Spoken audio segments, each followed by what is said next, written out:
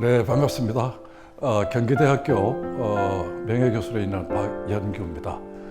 타인의 얼굴로 본 세계 시민의 나눔, 이런 주제를 갖고 오늘 여러분들과 같이 시간을 보내도록 하겠습니다. 자, 오늘 얘기할 때 앞서서 많은 얘기가 나왔습니다. 특히 권리형 나눔에 대한 얘기며 세계 시민 이런 몇 가지 얘기가 나왔는데요. 저는 여러분들하고 조금 더 색다른 어떤 관점에서 이 권리형 나눔의 문제, 그다음에 세계 시민의 문제를 얘기해 볼까 합니다. 요즘 우리가 보통 많이 하는 얘기 중에 하나가 글로벌 지성이라는 말을 많이 해요. 글로벌 지성이라고 하는 것은 요즘 우리 시대가 맞이한 아주 중요한 과제다, 이렇게 볼 수가 있겠죠. 새로운 의미의 지성이 필요하다 하는 그런 의미가 됩니다. 기존에 우리가 한 19세기, 20세기 초반까지만 해도 자유와 평등의 정신이라는 것이 글로벌 지성의 아주 중요한 덕목이었습니다. 그러나 이제 21세기를 맞이해서 우리는 또 다른 차원의 글로벌 지성이 필요합니다. 그게 바로 공정과 정의, 나아가서 타인을 배려하고 염려하고 또 공감하는 것, 이런 것이 새로운 의미의 글로벌 지성이 된 거죠. 그래서 지금보다는 우리가 훨씬 나은, 지금까지 우리가 누려왔던 윤리보다 좀 더 나은 윤리가 이제 필요한 시대다, 이렇게 볼 수가 있죠. 그래서 우리가 생각해 봐야 될 것은 윤리의 힘을 다시 한번 새삼스럽게 좀 느껴보는 겁니다. 그래서 윤리로 우리가 세계를 만난다는 것이 어떤 의미가 있느냐 하면은 타인에 대한 관심을 정폭시키는 거예요. 타인이라는 거, 기존에 우리가 조금 무시했던 부분입니다. 근데 이제 21세기에는 타인이라는 것이 굉장히 중요합니다. 그 다음에 또 하나의 중요한 덕목이 이웃과 같이 살아가는 것. 이게 굉장히 또 중요한 거죠. 그래서 타인에 대한 관심, 이웃과 함께 살아가는 힘, 이게 바로 윤리의 힘이다, 이렇게 우리가 볼 수가 있죠. 그래서 우리는 이제 타인에게 무관심할 수가 없다. 타인들 또한 나에게 무관심할 수 없다. 이런 시대에 우리가 지금 살고 있다, 이렇게 볼 수가 있습니다. 19세기의 덴마크의 철학자인 키에르케고르가 이런 얘기를 했습니다. 제가 천천히 읽어볼게요. 개체는 개체 자신인 동시에 곧 인류이기도 하다. 어떠한 개체도 인류의 역사에 무관심할 수 없고 인류 역시 어떠한 개체의 역사에도 무관심할 수 없다. 바로 이 말은 우리 스스로가 하나의 인류이면서 또 여기서 중요한 것은 우리 인류가 역사가 발전이 되는 데서는 이 관심의 문제가 굉장히 중요해진 거죠. 상호 관심, 이런 것들이 굉장히 중요해졌습니다. 자, 그러면은 우리가 이 권리형 나눔에 대한 얘기를 조금 정리를 다시 한번 하고 넘어가도록 하겠습니다. 이 권리형 나눔이라는 것은 기존에 개인이 시혜나 자선의 어떤 대상으로서 이 어떤 누군가에게 나눔을 줬다면은 이제 우리는 그 나눔을 받는 대상이 이제 도움받을 어떤 권리의 주체자가 된다. 이런 관점에서 이제 이 권리형 나눔을 생각을 해 봐야 됩니다. 권리라는 것은 이제 우리 시대가 맞이하는 아주 중요한 주제죠. 그래서 우리가 도움을 주는 사람들도 그 도움을 받는 사람들을 그러한 주체자로 인식을 해줘야 됩니다. 단순하게 저 사람 불쌍하다 이렇게 해서 도와줘야지 하는 그런 관점이 아니라 저 사람을 도움을 받아야 될 사람으로서 새롭게 인식하는 거죠. 그래서 우리가 이 빈곤의 문제도, 이 가난이나 빈곤의 문제도 기존에는 어떤 가난한 개인에게 초점을 맞췄다면은 지금은 가난한 개인의 그 가난에 초점을 맞춰야 된다는 겁니다. 이렇게 해줬을 때 우리는 가난의 문제를 적극적으로 보지 않고 원인이나 해결을 구조적으로 해결하려는 그런 관점을 만들 수가 있는 거죠. 그래서 권리형 나눔이라는 것은 개인의 도움받을 권리를 아주 구조화하고 제도화하는 그런 겁니다. 우리가 잘 알고 있는 의무교육, 초중등 의무교육을 한번 생각해 보시죠. 우리가 오래전에는 의무교육이 의무교육이 아니었죠. 그러나 지금은 한국인이면 누구나 이 교육을 받을 권리가 있습니다. 바로 이런 것이 이제 변화라고 볼 수 있는 거죠. 가난도 마찬가지다. 우리가 빈곤의 문제도 그런 관점에서 봐야 된다. 그래서 우리는 가난하지 않을 권리, 이게 이제 참 중요해지는 겁니다. 가난하지 않을 권리라는 것이 말이 조금 이상하게 느껴질 수는 있겠죠. 그러나 이제 점점 우리 인간의 이성이 역량이 확장이 되고 또 우리의 복지 패러다임의 어떤 변화가 오면서 미래지향적인 어떤 그런 복지 패러다임의 변화가 오면서 가난의 문제를 단순한 어떤 개인의 결핍의 문제로 보지 않고 우리가 공동체가 책임을 지고 그 사람을 가난하지 않을 권리로서 인식을 해주는 거죠. 그래서 공동체의 책임이 이제 굉장히 중요해집니다. 그래서 한 개인이 가난에서 영원히 벗어나지 못하는 문제를 어떤 개인의 문제로 보질 않고 이것을 하나의 우리가 공동체가 그 대상을 하나의 권리로 인식하고 책임을 지는 것. 이런 게 아주 중요한 어떤 이제 변화다 이렇게 볼 수가 있겠죠. 그래서 이 가난하지 않을 권리를 이제 다시 한번 우리가 좀 고민을 해 봐야 됩니다. 그래서 공동체가 그런 문제에 대해서 응답도 하고 개입도 할 수 있어야 되겠죠. 그래서 가난을 공동체 책임의 어떤 차원을 넘어 공동체 책임에서 이제 이 문제를 봐야 되는 거죠. 요즘 우리 일어나고 있는 여러 가지 범죄라든지 고독사 이런 많은 문제, 이걸 단순히 개인의 문제로 돌려서는 안 된다 이렇게 볼 수 있습니다. 이것은 이제 공동체가 집단적으로 고민을 해야 될 그런 문제가 되는 거죠. 그래서 중요한 것은 권리와 책임의 이 상호 구조가 굉장히 중요합니다. 책임이라는 말이 옛날에는 한 개인의 어떤 덕목 속에서 자연스럽게 이렇게 나왔다면은 지금의 책임은 누군가의 권리에 대해서 응답을 해주고 거기에 대해서 반응을 해주는 그런 관점에서 이 권리와 책임의 상호 구조를 봐야 됩니다. 그래서 우리가 가난을 도움을 받을 사람은 도움을 받을 권리가 있는 것이고 또 그러한 도움을 받을 수 있는 권리를 우리가 인식할 때 바로 거기에서 공동체의 책임이 나온다. 그렇게 볼 수 있는 거죠. 그래서 나눔이라는 것도 이제 구조화나 정책화, 제도화가 아주 중요해진다. 이렇게 볼 수가 있죠. 그래서 권리에서 책임이 나온다는 사실 우리가 다시 한번 인식을 해야 됩니다. 그래서 개인의 도덕 역량이나 도덕적 우월성에 책임이 너무 우리가 의존되어 있었거든요. 하나님이 줬다든지 또 하늘이 뭐 그러한 역량을 내게 줬다든지 이런 관점에서 이 도덕을 생각하면 안 됩니다. 이제 도덕은 가시적으로 누군가의 어떤 문제점을 하나의 권리로 인식할 때 거기에 대해서 이제 책임이 현실적으로 나오게 된다. 우리가 이렇게 볼 수가 있죠. 그래서 이런 점에서 보면은 우리가 이 세계 시민에 대한 얘기를 요즘 우리가 이제 많이 하고 있습니다. 이 세계 시민이라는 것도 이제 좀 결론적으로 말씀드리자면은 하나의 우리가 세계 시민이라는 의식 자체, 거기에 어떤 빈곤에 몰려 있는 사람들을 우리가 권리라는 관점에서 접근을 하고 거기에 대해서 의무적으로 책임을 지고 하는 이런 관점으로 같이 이렇게 접근을 해야 되겠죠. 그래서 우리가 이 타인에 대한 보편적 관심이나 이 정당화 이런 차이 같은 것들 이런 걸 인정해 줘야 되고 타인의 입장이나 상황 이것도 우리가 좀 예전과 다르게 좀 더 많이 봐줘야 되는 거죠. 특히 세계 시민에서는 낯선 사람들과 어떻게 대화할 수 있을까? 그리고 이 사람들과 어떻게 익숙해지고 서로를 어떻게 이해하고 알아나갈 것일까? 그리고 낯섦을 어떻게 없애나갈까? 이런 게 참 중요한 거죠.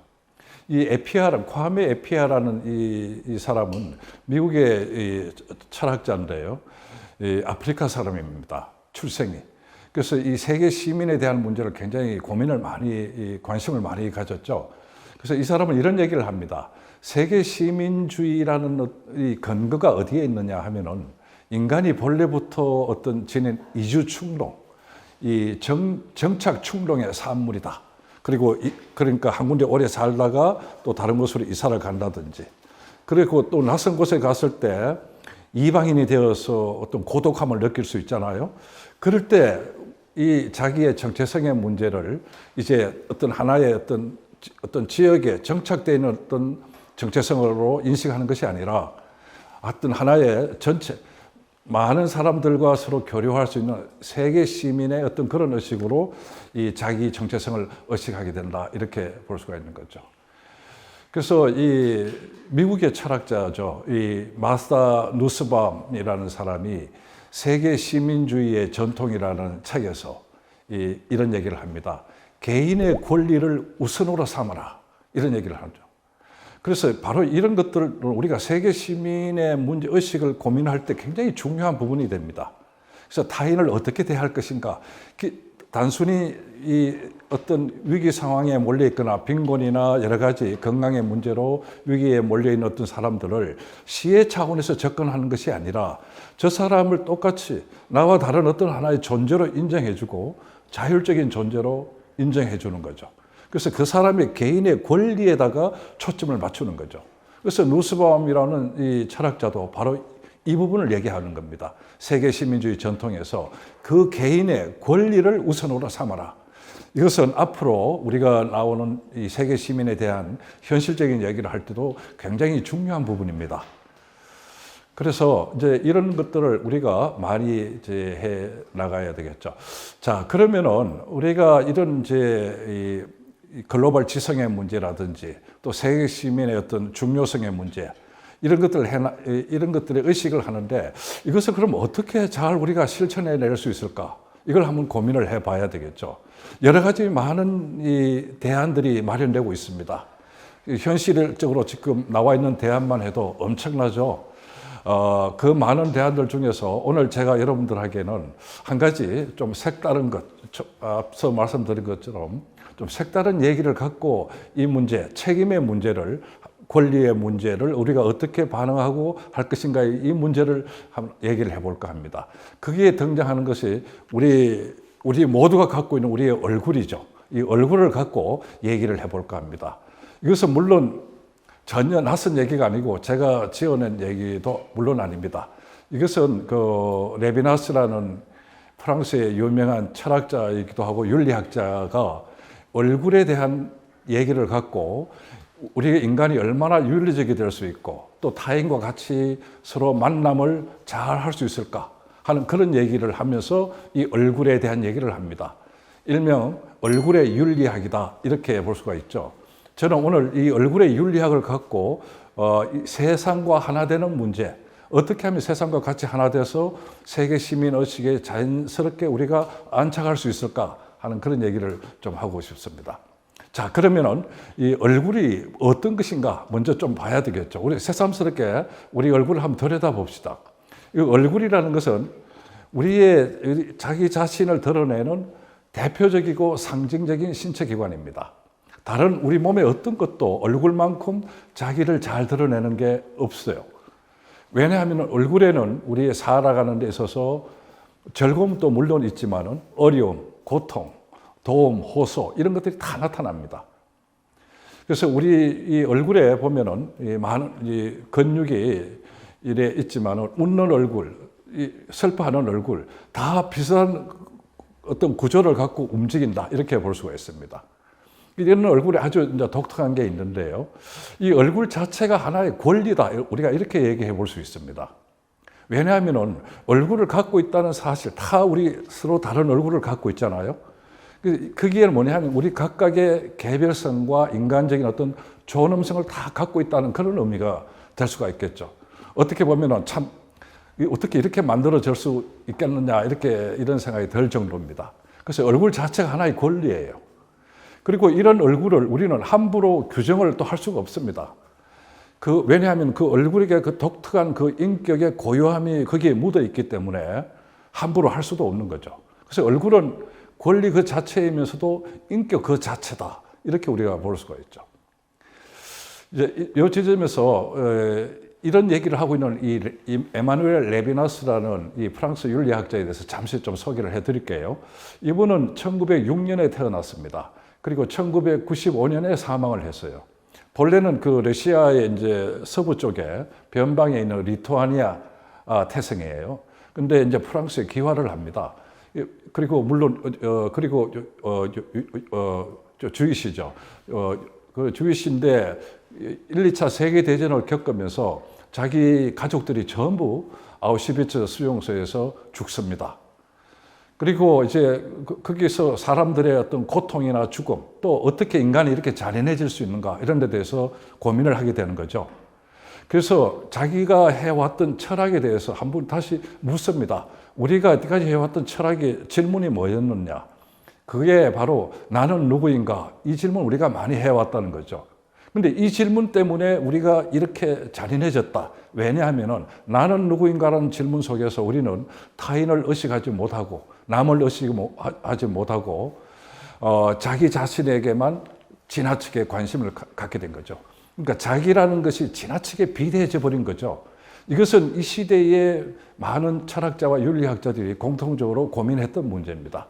그래서 이 레비나스라는 이 철학자는 철학의 질문을 바꿉니다. 어떻게 바꾸느냐? 나는 누구인가가 아니라 타인은 누구인가? 이런 식으로 질문을 바꾸는 거죠. 이런 질문을 바꿈으로 해가지고 철학에 아주 전복이 일어납니다. 이 20세기의 유럽 철학의 큰 변화가 가장 큰 주제가 이 타인이 무엇인가라는 이 주제이거든요.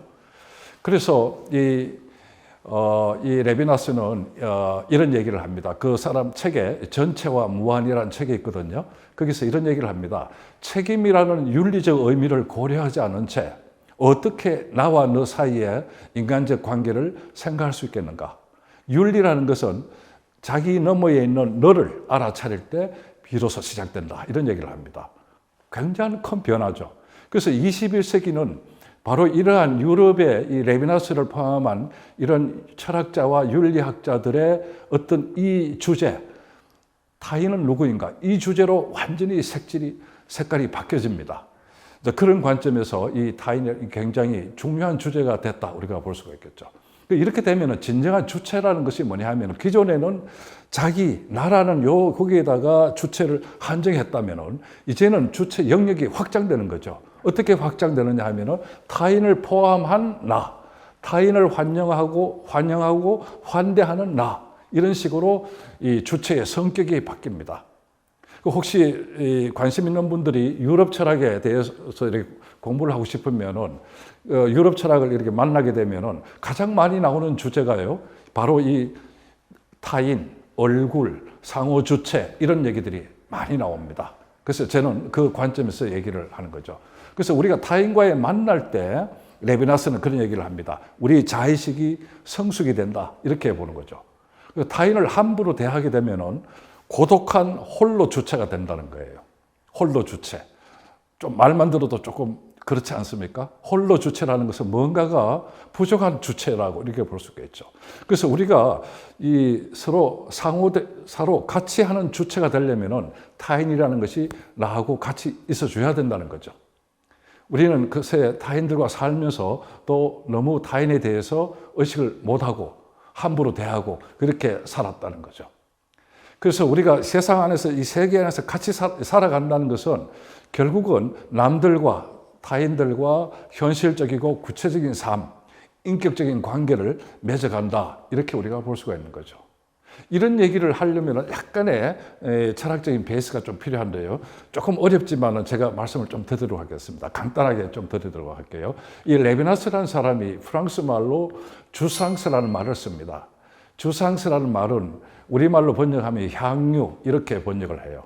향유 이렇게 번역을 하는데 이 향유는 순수 우리말로 하면은 즐기고 누리고 하는 이런 것이 즐기고 누리고 하는 그런 의미의 뜻이 담겨 있습니다. 단순한 쾌락이 아니고요. 진정 같이 누리고 즐긴다 그런 의미가 담겨 있죠. 자, 그러면 이게 어떤 의미냐 하면은 우리가 이 세상 안에 살면서도 보면은 우리가 이 세상을 제대로 즐기고 누리고 하려면은 그 세상과 나가 어떻게 돼야 될까요? 같이 하나가 돼 줘야 됩니다. 있는 그대로 세상을 볼 수 있고요. 그렇게 해줘야 되죠. 근데 우리는 그렇게 잘 못합니다. 세상과 나를 분리시키고 또 세상은 굉장히 사물화시키고 객체화시킵니다. 나하고 다른 어떤 이런 것들. 그렇게 되기가 쉬워요. 근데 그렇게 되는 순간에 우리는 즐기고 누리지를 못하는 겁니다. 서로가 소외가 일어나는 거죠. 그래서 세상과 제대로 만나려면 어떻게 해야 되느냐 하면은 세상 속에서 세계와 더불어 같이 살아가야 된다는 거, 이런 의식이 우리에게 필요합니다. 그래서 우리는 세상과 같이 그렇게 살아가는 데서 중요한 것이 뭐냐 하면은 경험이죠. 경험. 같이 서로 마주하고 그 속에서 직접 대상을 만나고 해야 되는 겁니다. 비근한 예를 한번 들어볼까요? 우리 주변에 있는 햇빛이라든지 공기, 바람, 흙냄새 이런 것들, 우리 그걸 하고 분리하지 않잖아요. 같이 그 속에 우리가 같이 들어가 있는 겁니다. 그럴 때 우리는 공기를 우리가 향유할 수 있는 거죠. 햇빛을 향유할 수 있는 거죠. 분리하지 않습니다. 너무나 당연한 얘기예요. 그래서 이런 것들이 어떻게 되냐면 사람한테도 그대로 적용이 되는 거죠. 사람도 우리가 그 속에서 같이 있어줘야지 그 속에서 우리가 제대로 즐기고 누릴 수가 있는 겁니다. 그래서 사람을 있는 그대로 보고 또 그 속에서 사람의 얼굴을 직접 대하고 이제 이렇게 해줄 수가 있어야 되는 거죠. 근데 우리는 가끔씩 그렇지 못하고 사람과 나를 이렇게 분리를 쉽게 해버립니다. 쉽게 해버리고. 그게 우리가 흔히 하는 말로 사람 속에, 군중 속에 고독이라는 말이 있지 않습니까? 그것은 내가 그 사람들과 나를 지나치게 분리를 해버리니까 그런 거죠. 조금 편안하게 마음을 갖고 여유를 갖고 같이 서로 좀 대해준다면 그런 분리가 일어나지가 않죠. 소외가 일어나지가 않습니다. 그래서 이 얘기가 어떤 면에서 중요하냐면은 우리가 책임이라는 말을 우리가 많이 쓰잖아요. 근데 이 책임이라는 말은 이러한 향유 속에서 만들어지는 겁니다. 서로가 타인과 내가 서로 다른 어떤 존재다. 아주 딱 벽을 쌓고 있다면 책임의식이 생겨날 수가 없죠. 누군가가 힘들다고 도와달라고 할 때 도와줄 수도 없습니다. 그래서 이런 책임의식은 레비나스는 뭐냐 하면은 어떻게 얘기하느냐 하면은 얼굴을 보면서 대화를 나누다 보면은 처음 보는 사람이나 낯선 사람, 모르는 사람하고도 우리가 쉽게 친해질 수가 있는 거죠. 그래서 마주하고 얼굴을 대한다는 거 굉장히 중요한 겁니다. 우리가 살아가는 어떤 삶의 역량이다 이렇게 볼 수도 있겠죠. 그래서 타인을 우리가 진짜 경험하려면 그런 관점에서 조금 전에 말씀드린 대로 얼굴을 본다는 것이 그렇게 중요한 거죠.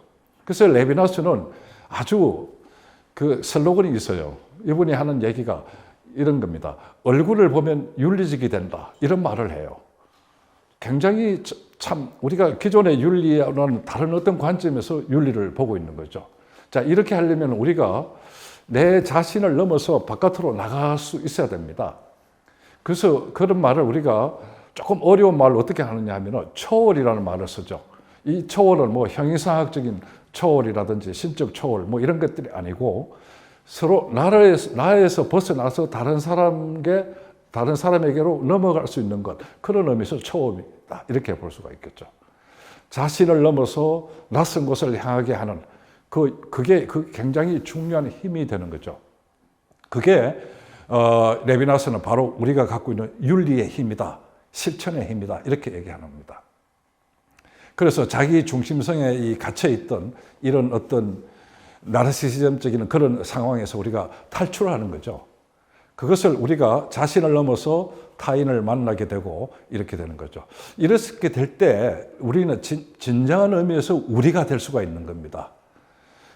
군중 속의 고독, 소외나 이런 것 속에서는 우리라는 말을 우리가 함부로 할 수가 없죠. 형제가 된다, 우리가 된다는 온전한 의미에서 우리는 내가 나를 넘어서 다른 사람들을 이렇게 포용하고 받아들이고 서로 대화를 나누고 할 때 우리가 이제 가능하다 이렇게 볼 수가 있겠죠. 이게 가능한 것이 레비나스는 우리가 아까 말씀드린 것처럼 얼굴을 서로 본다는 것을 전제로 해야 된다는 거죠. 얼굴을 본다는 것은요, 물론 막연히 본다는 뜻은 아닙니다. 얼굴을 본다는 것은 그 사람에 대한 어떤 관심이겠죠. 예, 서로 공감한다는 뜻이겠죠. 소통한다는 뜻이기도 합니다. 그래서 이런 속에서 누군가의 어떤 힘든 일이 있을 때, 여기에 내가 조금 관여도 하고 개입도 할 수 있게 되는 거죠. 그래서 얼굴이라는 것은 우리 인간이 서로 관계 맺기를 하는 데 있어서 아주 중요한 그 상징 그 자체죠. 그렇게 얘기할 수 있습니다. 우리가 현실적으로도 보면요, 얼굴이라는 것은 우리가 갖고 있는 얼굴이라는 게 전부 자기 얼굴입니다. 우리 전부 다 자기 얼굴이라고 생각하기 쉽잖아요. 근데 한번 생각해 보세요. 자기가 자기 얼굴 보는 시간이 많을까요? 타인이 나의 얼굴을 보는 시간이 많을까요? 자기가 자기 얼굴 보는 시간은 아침에, 저녁에 거울 앞에서 보는 정도, 그거밖에 없습니다. 대부분은 내 얼굴은 누가 봐준다? 남이 봐줍니다. 예, 바로 이 얼굴 속에 이런 얼굴이 갖고 있는 어떤 상징 때문에 우리는 남들과 쉽게 만날 수 있게 된다는 거죠. 그래서 얼굴은 원했든 원하지 않았든 간에 누군가에게 보여줌으로써 이 도덕적 호소력을 만들어낸다는 거죠. 그래서 우리가 가난의 얼굴의 문제도 아까 우리 좀 얘기했던 그 가난의 문제, 이 가난의 어떤 것을 우리가 권리로 보자 이런 얘기를 했지 않습니까? 우리가 이 레비나스는 이런 얘기를 합니다. 가난의 얼굴을 볼 수 있어야 된다. 가난의 얼굴을 본다면 우리는 그 사람이 나에게 그냥 시의 차원에서 나 도와주세요라는 그런 차원을 넘어서서 당신이 나를 도와주지 않으면 안 돼요 하는 이런 식의 명령형이 된다는 거죠. 그렇게 우리가 이 얼굴을 본다는 것의 의미가 바로 이제 그런 겁니다. 그것은 하나의 매직이라고 볼 수 있습니다. 마술이다 이렇게 얘기할 수 있는 거죠. 누군가의 힘든 얼굴을 봤을 때 우리는 나도 모르게 어쩔 수 없이 그 사람을 도와주게 됩니다. 물론 몇몇의 이제 경우를 제외하고는요. 그래서 그런 얼굴이 나에게 하나의 권리로 다가오게 되는 겁니다. 우리는 그런 얼굴을 볼 때 나에게 하나의 책임이 만들어지는 거죠. 똑같은 일이 거꾸로 그 반대도 마찬가지로 그렇게 생겨나는 거죠. 내가 힘들 때 누군가가 나를 그렇게 봐준다게 된다는 거죠. 그래서 우리가 윤리라는 것은 자칫 우리가 도덕이라는 말과는 좀 구분해야 됩니다. 도덕은 혼자서도 작동하는 어떤 그런 것이라고 볼 수 있겠죠. 근데 윤리라는 것은 두 사람 이상이 돼야 됩니다. 내가 혼자 무인도에 살고 있다면 윤리라는 것은 별로 의미가 없어요. 작동하지 않습니다. 우리가 갖고 있는 수많은 여러 가지 윤리적인 미덕을 한번 보세요. 거기에는 내가 혼자 살고 있다면 아무런 의미가 없는 그런 거죠. 그래서 윤리라는 것은 도움을 받는 대상과 또 도움을 주는 대상, 이것이 서로가 같이 상호 변주를 하면서 만들어지는 그런 공간이 속에서 작동한다. 이렇게 우리가 볼 수가 있는 거죠. 그래서 우리가 이런 점에서 그냥 막연하게 얼굴을 봐서는 안 되고요. 우리 얼굴은 어떻게 해야 되나? 관심을 갖고 좀 관찰을 좀 해줘야 됩니다. 그래서 관심을 갖는다는 말이 요즘 굉장히 중요한 말이 됐죠. 그 반대 말이 무관심이지 않습니까? 무관심이라는 것이 갖고 있는 그 냉정함, 비윤리적인 거 우리가 잘 알 수가 있잖아요. 외면해버리는 거, 이게 전부 무관심의 문제죠. 그래서 관심이라는 것은 굉장히 중요한 거죠. 근데 그 관심을 가질 때 우리가 어디에 가장 초점을 둬야 되느냐 하면은 그 사람의 얼굴을 보여주는 거죠. 그래서 관심이라는 것은 우리의 불통의 벽을 허물고 서로 애정을 갖고 개입할 수 있게 합니다. 그래서 이런 관심을 갖는 것이 제가 생각하기에는 좋은 시민이 되는 가장 첫 출발이지 않느냐 이렇게 봅니다. 좋은 시민이 됨으로 해서 우리는 좋은 세계 시민도 될 수가 있겠죠. 그러나 그 전에 우리는 좋은 시민이 돼야 됩니다. 좋은 시민이 된다는 것은 바로 뭐냐 하면은 멀고 가깝고를 떠나서 내 주변에 있는 만나는 사람들에게 대해서 섬세한 관심을 가져다 주는 거죠. 타인에 대한 어떤 지향성, 이런 어떤 수준이 이제 우리가 자꾸 발달이 돼야 되는 겁니다. 이 공동체가 어떤 진정한 윤리 교육을 한다면 바로 이런 부분을 교육을 해야 되겠죠. 그래서 얼굴은 서로 보고 보여주고 하는 이런 관점에서 참 중요한 겁니다. 그리고 이런 속에서 우리가 이제 관심이라는 문제가 점점 의미가 있어지는 거죠. 자, 이런 관심이 우리 이것을 모르는 사람하고 낯선 사람한테 갑자기 가지기는 쉽지 않아요. 어떻게 해야 되냐면은 지금 우리가 살고 있는 바로 자기 그 자리에서 그것을 연습을 해야 됩니다. 그 연습을 해 나가야지 그것이 점차 확장되어서 우리에게 타인에게까지도 이제 그런 문제를 세계 시민의 어떤 그런 의식 속에서도 우리가 적용을 할 수가 있게 되는 거죠. 그래서 그런 것을 우리는 좋은 시민이 되려면, 좋은 세계 시민이 되려면은 먼저 좋은 시민이 돼야 된다. 이제 이런 얘기를 우리가 꼭 해야 됩니다.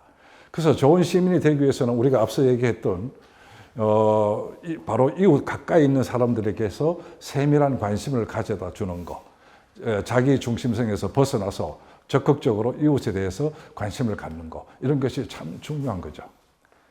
그래서 요즘 우리가 정의에 대한 얘기, 뭐 공정과 정의 얘기를 많이 합니다만은, 저는 정의에서 가장 중심되는 출발점이 뭐냐 하면은 타인에 대한 이 관심과 그 관심이 확장되는 하나의 어떤 책임의식이다, 이렇게 볼 수가 있죠. 우리가 요즘 이제 이 큰 주제의 나눔이라는 이 의미도 사실은 책임의식이라는 것이 형성이 안 되면은 이것도 만들어지지가 않는 거죠. 예. 내가 책임이라는 어떤 것이 의식이 만들어져야지 나눔도 작동을 하는 겁니다. 그래서 우리는 이 속에서, 우리가 현재 있는 자리하고 있는 이 속에서 우리가 해야 될 것은 뭐냐 하면은 바로 우리가 직접 대면하고 서로 대화할 수 있는 이웃을 좀 더 적극적으로 만나고 만날 수 있어야 된다, 그렇게 볼 수가 있는 거죠. 그래서 바로 우리 이웃은 얼굴 윤리를 만들기 위한 기초적인 조건을 이미 어느 정도 마련하고 있거든요. 가까이 살고 있는 이웃에게 서로 인사를 나눈다든지 서로 대화를 할 수 있어 주는 거. 근데 그걸 우리가 좀 열심히 잘 하지 않습니다. 자, 그런 것들을 우리가 잘 해 나가는 속에서 이제 세계 시민에 대한 얘기도 할 수가 있는 거죠. 이게 잘 되지 않으면은 세계 시민에 대한 얘기도 하기가 어렵습니다. 그래서 우리가 앞서 인용을 했던 그 누스바움이라는 그 철학자는 이런 얘기를 합니다. 정의에 대한 얘기를 하면서 이런 얘기를 합니다. 제가 천천히 읽어볼게요. 사랑을 벗겨낸 정의에 대한 추구는 창백하다. 인간을 지탱해 줄 수가 없다. 정의는 까다롭다. 이렇게 얘기를 합니다. 그러니까 우리가 정의라는 것을 너무, 요즘 우리는 정의를 너무 규모 차원에서 정의를 자꾸 접근합니다. 그래서 제도적인 정의, 또 법적 정의, 롤스라든지 샌델이라든지 이런 사람들이 얘기하는 것들은 대부분 그런 정의거든요. 그런데 그런 정의는요, 섬세하지를 못합니다. 그런 정의에는 정의감은 사라지고 없습니다. 그래서 이 누스바움도 그런 지점을 지적해 주거든요. 사랑을이라는 문제를 거기다 넣어줘야 된다는 거죠. 그래서 사랑을 벗겨낸 정의에 대한 추구라는 것은 창백하다. 인간을 더 이상 지탱해 줄 수 없다. 이렇게 얘기를 하는 겁니다. 그래서 우리가 그런 면에서 우리 이 지역 사회에서 같이 살아가려면은 우리가 참 중요한 것이 바로 이 믿음의 다리입니다. 서로 마음이 서로 좀 통해야 되거든요. 근데 우리가 지금 도시 생활을 하면서 그런 것이 굉장히 부족합니다. 바로 이웃에 누가 사는지도 잘 몰라요. 인사 물론 안 하죠. 이런 속에서 세계 시민 얘기하기는 굉장히 말이 안 되지 않습니까? 그래서 바로 원래 이웃과로서 마음을 좀 통하고 또 어떤 편견이나 고정관념을 좀 없애고 이 갈등의 벽을 허물 수 있어줘야 됩니다. 그러려면 우리가 이웃을 만났을 때도 이웃의 얼굴을 보면서 웃는 얼굴로 서로 좀 대화를 할 수 있어야 되는 거죠. 그래서 세계 시민이 된다라고 하는 것도 이게 그냥 막연하게 그런 공부를 해서 되는 문제는 아닌 것 같아요. 그래서 그런 사람들 우리가 전체적으로 좀 껴안는다는 느낌이 참 중요하거든요. 그리고 그 사람들을 우리가 멀리서 직접 만날 수는 없지만은 접촉한다, 직접 대면한다라는 그런 가능성을 머릿속에 우리가 이제 그릴 때 그게 이제 가능하다. 이렇게 우리가 볼 수가 있는 거죠. 그래서 그런 차원에서 얼굴 본다는 것은요, 우리가 당장 실현해 볼 수 있는 그런 거죠. 그래서 우리 주변에 이 정상적인 관계도 마찬가지지만은 이 빈곤의 문제라든지 이 가난의 문제를 대하는 방식도 그 사람들이 얼굴을 보면은 우리가 이미 자연스럽게 힘들지 않게 내가 해야 될 어떤 일이 만들어지는 거죠. 그래서 섬세한 관심, 이게 굉장히 중요하다. 그래서 저는 얼굴은 이걸 외면하지 말아야 된다. 우리가 섬세한 관심만 발달시킬 수 있다면 책임이라는 것은 즉각적으로 발생한다. 이렇게 볼 수가 있는 거죠. 그래서 우리가 진짜 우리의 어떤 자유의 문제도요, 우리가 책임을 질 때 이 빛을 발할 수 있는 겁니다. 그래서 무책임한 그런 상태에서 자유라는 것은 아주 이기적이겠죠. 그렇게 볼 수가 있겠습니다. 그래서 우리가 이 장소와 이걸 생각할 때 우리가 살고 있는 이 장소에서 이 얼굴에 대한 직접 대면에 대한 공부를 좀 많이 해야 되는 겁니다. 서로 무관심 할 수 없다는 거.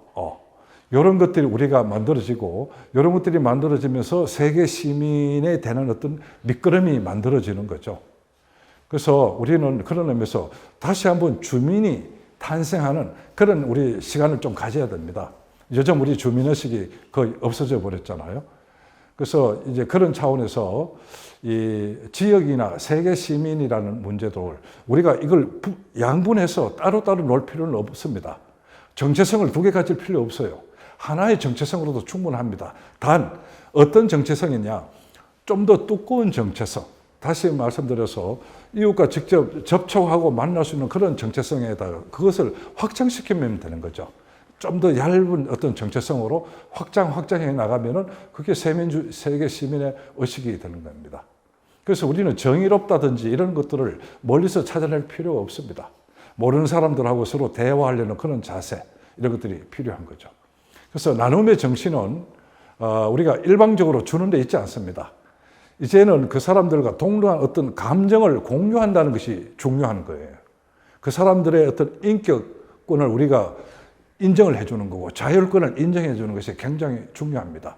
그래서 막연하게 요즘 우리가 무슨 누구를 도와준다, 아프리카를 누구를 이런 사람들 기아 아이를 도와준다고 할 때 어떤 강박관념을 갖고 있어요. 그럴 필요는 없습니다.